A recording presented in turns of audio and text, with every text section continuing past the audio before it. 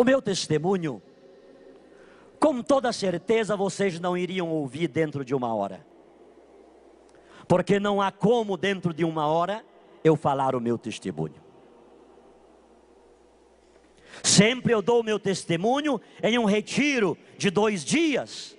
E no meio das pregações eu dou o meu testemunho que vai a quase 4 ou 5 horas. Mas eu faço convosco uma síntese de o porquê eu estou aqui hoje.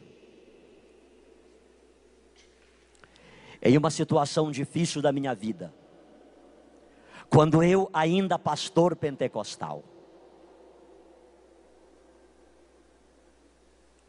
quando tudo me faltou, embaixo de uma árvore, eu fiz um questionamento com Deus. Por quê? Tu permites que eu viva esta situação que estou vivendo aqui agora, Senhor? A minha vida sempre foi nos teus caminhos te servindo. Eu fui nascido e criado na Assembleia de Deus. Foi lá que minha mãe também nasceu e criou-se. Eu não brinquei bola porque era pecado. Eu não brinquei de peteca, peão, pipa porque tudo era pecado. Desde 8 anos que faço pregação em grupos de crianças. Eu tinha 10 anos e os pastores levavam-me para muitas cidades para que as multidões vissem me pregar. Eu aprendi a ler na Bíblia. Minha mãe, professora Elza, soletrando as letras, sílabas, compondo as palavras. Desde criança eu aprendi que a igreja católica era a Babilônia do Apocalipse, que os católicos adoravam imagens, que o Papa era o anticristo, o falso profeta. Desde criança eu aprendi que a Bíblia dos católicos não tinha valor, porque na Bíblia católica havia livros apócrifos. Não se entendia que esses 7 livros e fragmentos de Esther e de Daniel são livros ou porções deuterocanônicas, deutero de segundo, que junto com os protocanônicos, proto de primeiro, formam o cano da Sagrada Escritura. Essa foi a minha criação, essa foi a minha infância. Por que, Senhor? Se a minha vida sempre foi nos teus caminhos, tu permite agora que eu viva uma situação dessa. E no meio dessa oração de desabafo e desafiadora, de murmuração, eu estava de cabeça baixa com a mão direita escorado naquela árvore. De repente eu começo a sentir uma alegria dentro de mim. De repente começo a sentir uma paz, uma tranquilidade, uma suavidade. E quando eu levanto a cabeça, a uma distância de uns 4 metros de mim aproximadamente, estava uma mulher mais alta que eu, morena, cabelos longos, com uma roupa branca. Simplesmente de onde ela estava, ela disse para mim: não se preocupe, tudo será resolvido. Aproximou-se do pastor Sidnei de Alencar, pegou em minha mão direita e passou pelo meu lado esquerdo como que indo para trás de mim.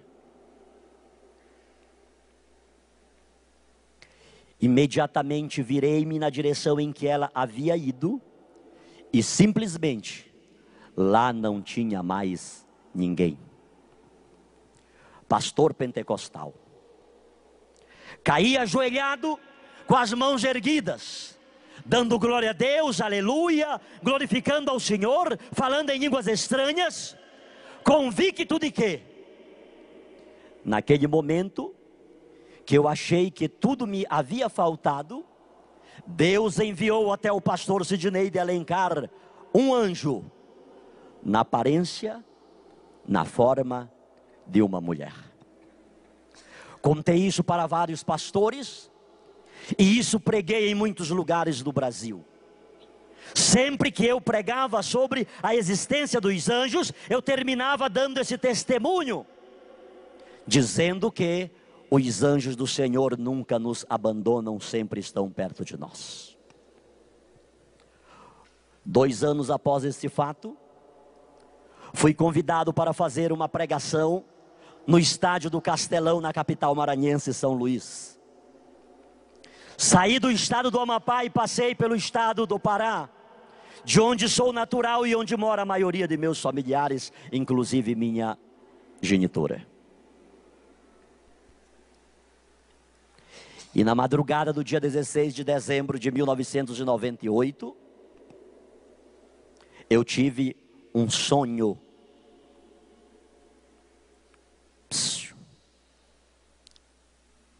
Eu não tinha me tornado católico. O que tinha acontecido com o pastor Sidney, Deus enviou um anjo, na aparência, na forma, no aspecto de uma mulher e nada mais que isto. Na madrugada do dia 16 de dezembro de 98, na cidade de Santa Isabel, na casa do meu sogro, eu tive um sonho. Naquele sonho eu estava olhando uma imagem católica que depois fui saber tratar-se ser a imagem de Santa Isabel de Portugal, que é padroeira da cidade de Santa Isabel. Aquela imagem está sobre uma pilastra de uns 4 ou 5 metros na entrada da cidade de Santa Isabel. E de repente, como que flutuando ao lado daquela imagem, aparece aquela mesma mulher que havia aparecido-me embaixo da árvore há quase 2 anos, a partir daquela data de 16 de dezembro de 98. A mesma pessoa, aquela roupa branca, aquele cabelo longo, morena. E naquele sonho, ela disse-me o seguinte: eu te escolhi, não temas. Tu converterás multidões antes do grande acontecimento. Encontrarás um que tudo te explicará. Muitas lutas enfrentarás, mas terás a vitória.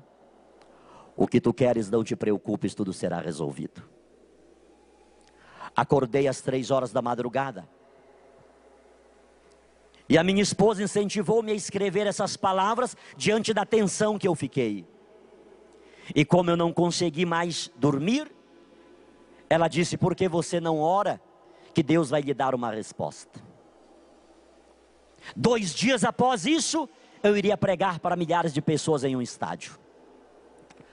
Ajoelhei ao lado da cama e comecei a chorar diante de Deus, pedindo-lhe um discernimento. O que seria aquilo? Por quê?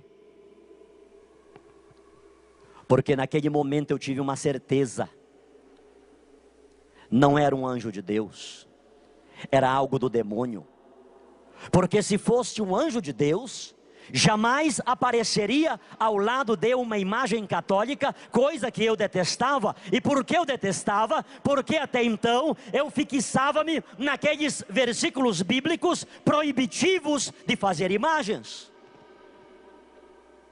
E eu não contextualizava de forma sólida aqueles textos, até porque era conveniente que eu não os solidificasse, porque aquilo era um cavalo de batalha contra os católicos.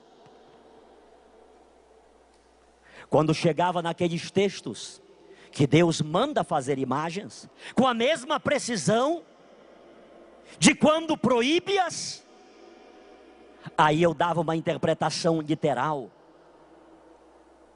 alegórica, fantasiosa. Mas quando eu lia não farás imagens, eu então interpretava ao pé da letra, de maneira fundamentalista. E aqueles muitos versículos que Deus manda fazer, eu então interpretava de maneira superficial. Não pode ser um anjo de Deus,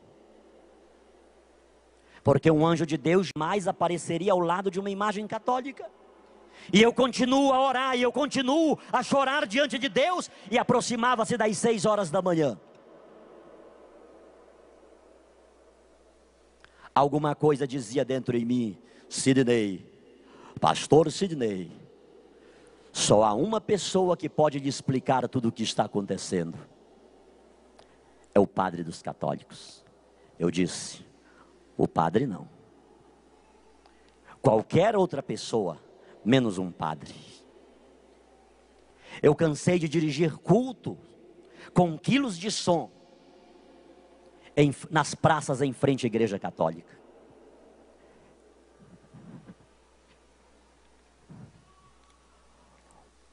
Hoje a Bíblia que eu tenho aqui, não se assustem, é uma Ave Maria. Mas há 12 anos atrás eu usava uma Bíblia mais ou menos desse tamanho, maior que esta, uma Bíblia pentecostal. E quantas vezes eu a ergui em palcos, em frente de igreja católica, e disse: reverendo, a sua Bíblia não diz isto, isto e mais isto? No livro tal, capítulo tal e versículo tal, não diz isto? Quantas vezes eu entrei na casa de católicos e os fiz quebrar imagens? Eu nunca quebrei uma imagem católica, mas eu fiz católicos quebrar imagens com as próprias mãos. Eu vi católicos destruir oratórios inteiros. Eu vi católicos quebrar imagens, enterrar no quintal ou colocar num saco para ser levado pelo carro do lixo. A única alternativa que eu dei para muitos católicos foi responder para mim: pastor, eu não quero ir para o inferno, eu quero aceitar Jesus. E aceitar Jesus significava sair da igreja católica e passar para a minha igreja, a Assembleia de Deus.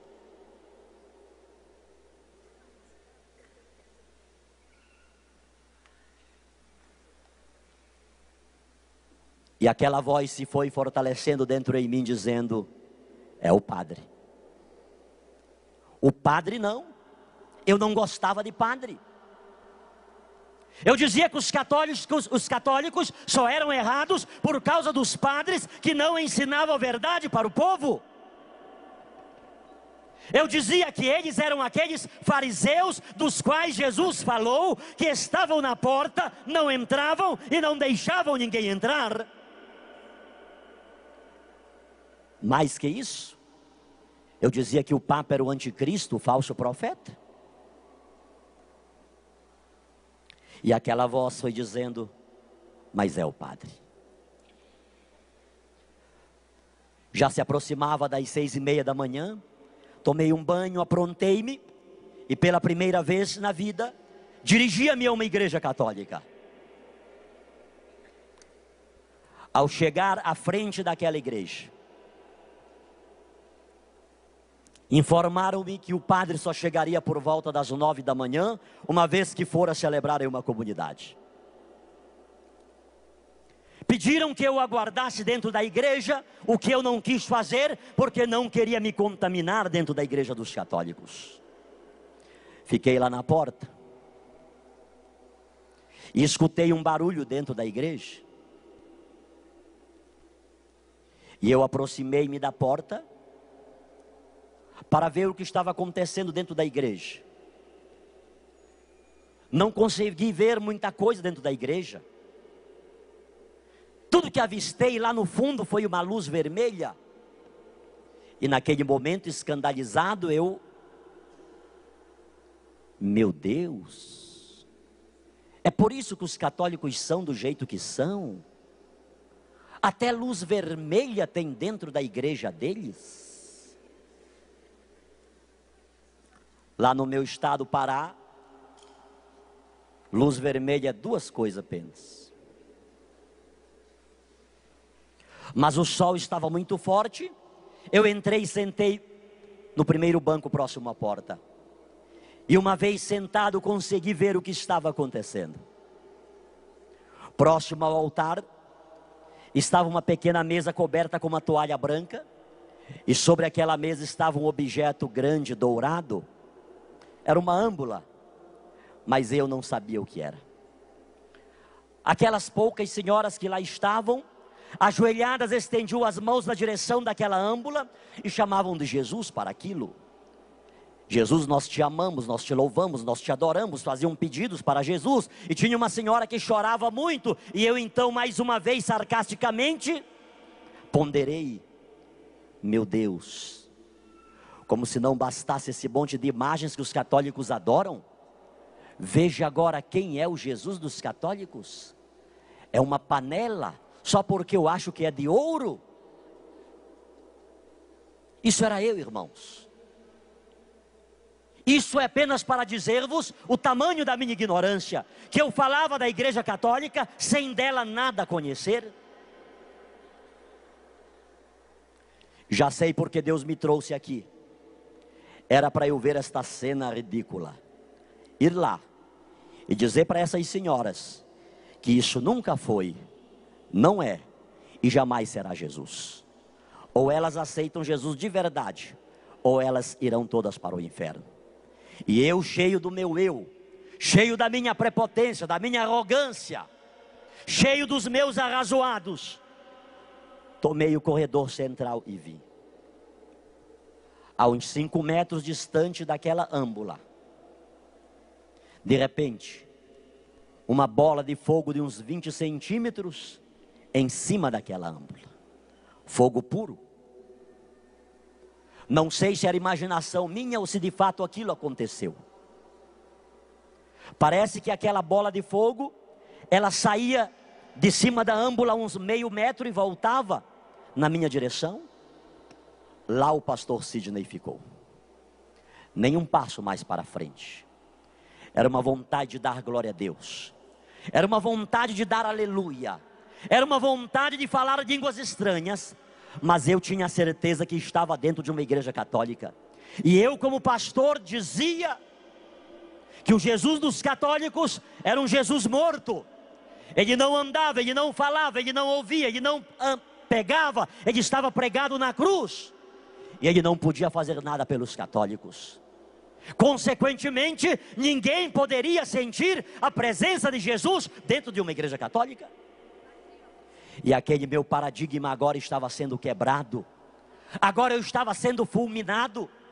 Mas diante daquele desejo, daquela vontade de glorificar ao Senhor, o meu arrazoado, o meu preconceito, o meu paradigma era muito maior.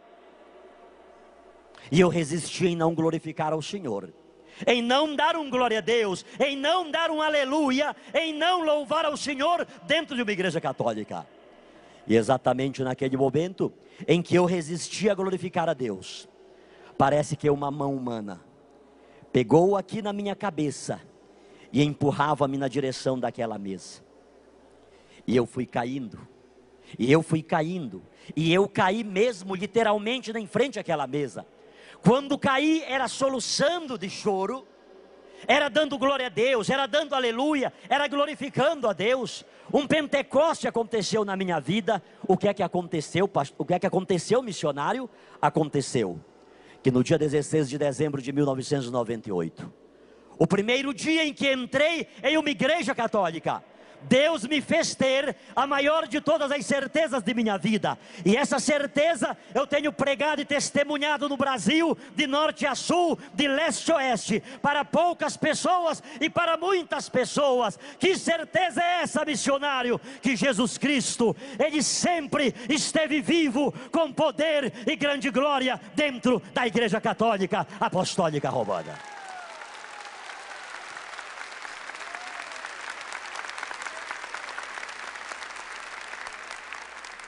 Quando dali levantei, já era uma outra pessoa. Levaram-me aos bispos, a vários padres, e depois de longa conversa, eu superficializei tudo aqui convosco. Depois de detalhes, eles chegaram a uma conclusão: pode ter sido. Ninguém disse que era. E eu não ando dizendo isso para ninguém. Pode ter sido uma aparição de Nossa Senhora.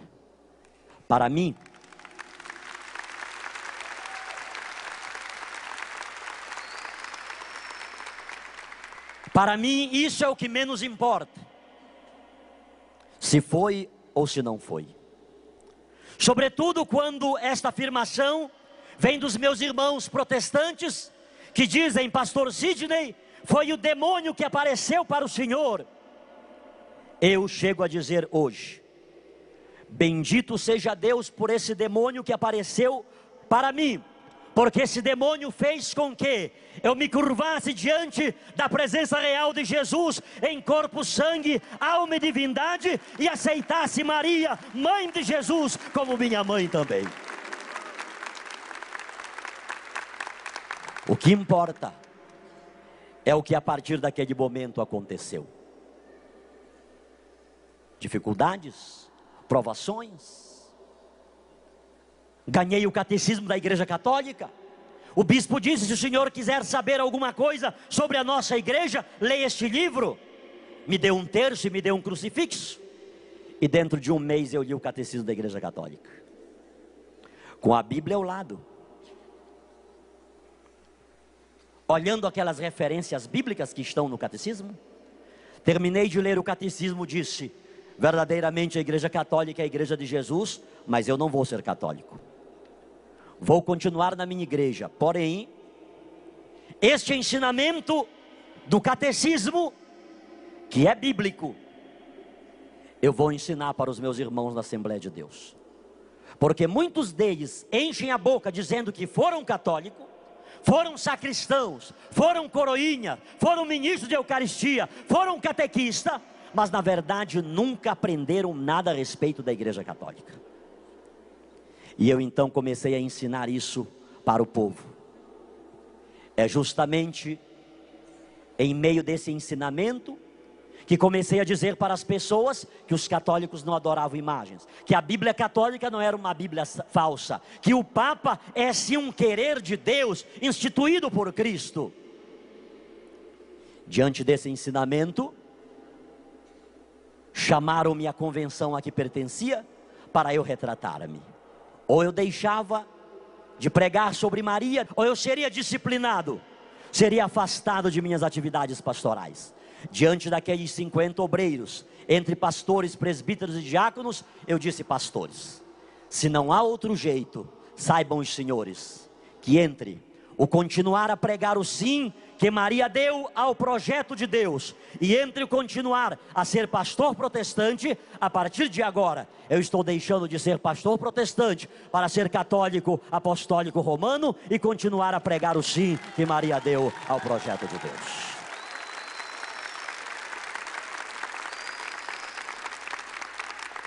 Fique de pés um minutinho, por favor. Mais que falar de Maria, mais que falar de Maria, sobretudo a partir da teologia, a partir da Bíblia, é viver com Maria. Mais que falar de Maria, é tê-la como mãe, é tê-la como intercessora. Não é mérito meu, desculpem-me, que não fiz aqui nenhuma coisa nem outra agora. Mas as pregações que tenho feito por esse Brasil, não são méritos meu. Não são méritos daquilo que estudei teologicamente na Igreja Católica uma outra vez. Não é mérito de eu ter um bispo como Dom José Luiz Ascona, que viver com ele uma hora é passar um retiro espiritual, sobretudo lá no Marajó.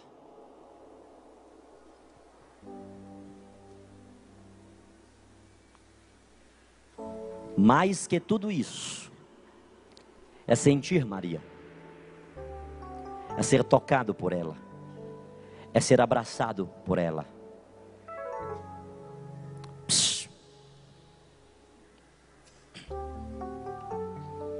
Neste livro, que não tenho à venda nenhum dos dois, há um testemunho de uma protestante, pentecostal. A propósito, a minha querida mamãe, professora Elza,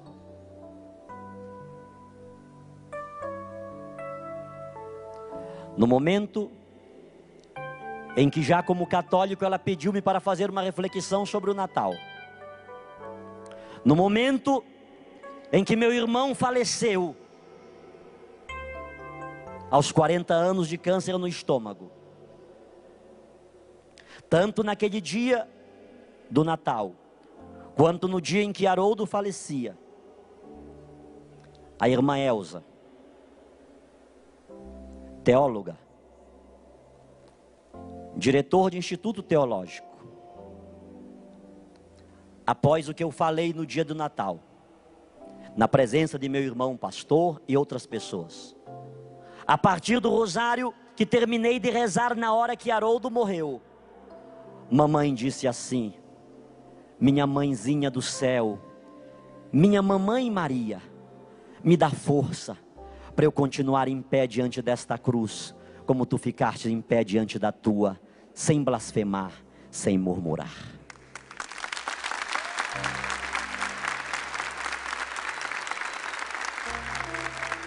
Minha mãe continua na Assembleia de Deus, mas aquela mesma mulher que me expulsou de sua casa, quando me tornei católico, ela abraçou-me, pediu-me perdão e disse: meu filho, continua na igreja católica, porque nós sabemos, eu sei teologicamente, foi de lá que todos nós saímos.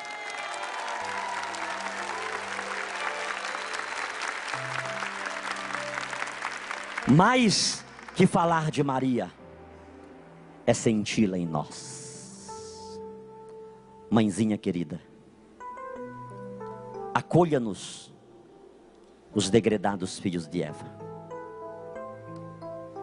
que vivemos gemendo e chorando neste vale de lágrimas. Eu quero mãezinha em especial, Virgem de Nazaré, Mãe puríssima, Mãe castíssima, vaso insigne de devoção. Acolhe, mãezinha, aquela filha, aquele filho que está ali em casa, aqui no Brasil, fora do Brasil, que nos escuta no rádio, que nos acompanha na internet, que nos assiste na televisão. Eu sei, mãezinha, o que você fez na minha vida, e você pode fazer na vida desse filho, dessa filha que nos acompanha agora. Pela tua intercessão, mãezinha, que aconteça essa libertação, que aconteça essa cura, essa restauração, essa renovação. Que pela tua intercessão, mãezinha querida, continue a se derramar sobre todos nós, nós que aqui estamos neste rincão, a bênção que sara, que liberta, que restaura, que renova, em nome do Pai, do Filho e do Espírito Santo. Amém, amém, amém.